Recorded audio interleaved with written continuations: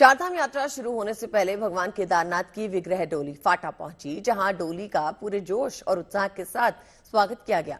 वहीं बद्रीनाथ धाम में भी यात्रा को लेकर तैयारियां जोरों पे हैं, लेकिन इस बीच चारधाम यात्रा के लिए रजिस्ट्रेशन 21 दिनों में 21 लाख के पार पहुंच गया। बुकिंग का यह आंकड़ा एक रिकॉर्ड बनाता दिखाई दे रहा है।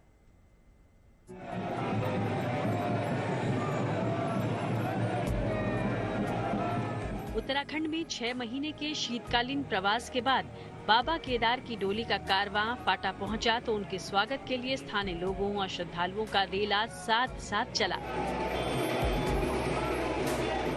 हर हर भोले के जयकारों के गूंज के बीच बाबा केदार की विग्रह डोली केदारनाथ धाम की यात्रा पर है। 10 मई को केदारनाथ मंदिर के कपाट खुलेंगे, जिसके बाद शुरू हो जाएगी प्रसिद्ध केदारनाथ धाम की यात्रा।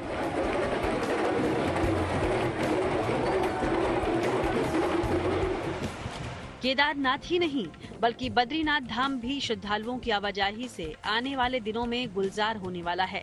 ऐसे में जहां मंदिर परिसर को सजाने संवारने का काम मंदिर समिति के जिम्मे है, वहीं और दूसरी व्यवस्थाओं का जायजा लेने के लिए रोजाना प्रशासनिक टीमें धाम पहुंच रही हैं। बता दें कि 10 मई से चारधाम यात्रा की शुभ शुरुआत के साथ ही केदारनाथ, गंगोत्री और यमुनोत्री धाम श्रद्धालुओं की आमद से गुलजार होने वाले हैं। तो वहीं 12 मई से बद्रीनाथ का दरबार भी बद्री विशाल के जयकारों से गूंजने वाला है। चारधाम यात्रा की तैयारियां भी अपने आखिरी दौर में हैं। ऐसे में सरकारी मशीनरी भी इन धामों में आने वाले श्रद्धालुओं की सेवा पाने के लिए कोई कोर कसर नहीं छोड़ रही। फिलहाल तो उत्तराखंड में चारधाम यात्रा का काउंटडाउन शुरू हो चुका है।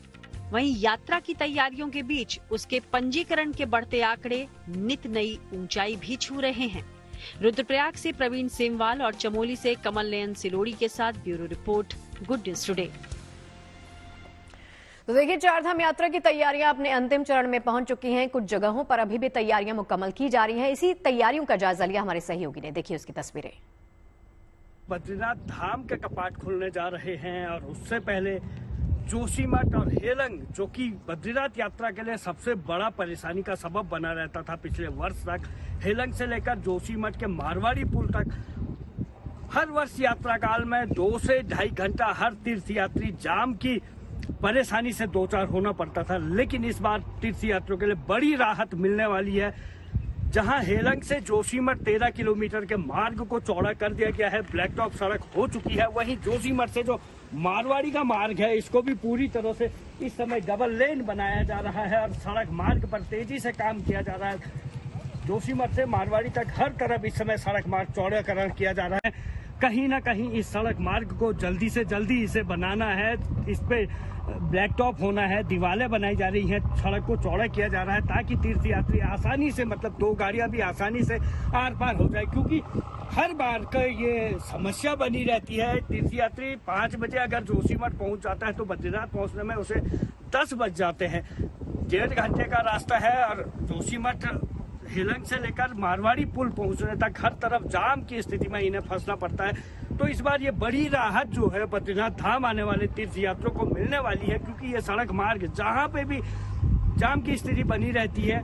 हालांकि इस वर्ष पूरा मार्ग जोशीमठ से मारवाड़ी तक नहीं बन पाया है, लेकिन जितने जाम वाले पॉइंट हैं उन सभी को चौड़ा कर दिया गया है और अभी भी तेजी से लगातार काम जारी है, क्योंकि अब महज कुछ दिन शेष रह गए हैं। ऐसे में इस बार बड़ी राहत जो है तीर्थयात्रियों को मिलेगी। वो समय पे बद्रीनाथ पहुंच पाएंगे और समय पे जोशीमठ को वापसी में पार कर पाएंगे।